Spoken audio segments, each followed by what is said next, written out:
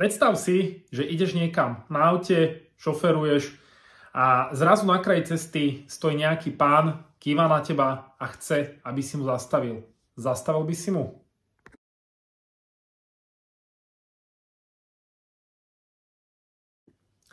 Po pár minútach vedľa tej cesty zbadáš ale iného pána, ktorý tiež na teba kýva. Zastavil by si mu?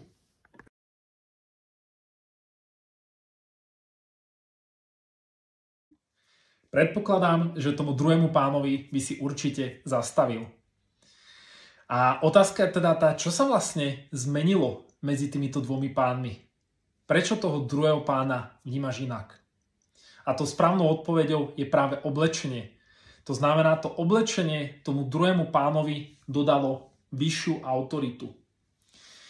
A to je vlastne aj odpoveď pre teba, pokiaľ máš teraz obdobie, že chceš lepšie výsledky, chceš napríklad lepšiu pozíciu v tvojej práci, alebo lepšie platenú prácu, alebo chceš nový vzťah, alebo chceš jednoducho iba zvýšiť sebavedomie, tak to prvé, čo môžeš spraviť, je popracovať na svojom výzore.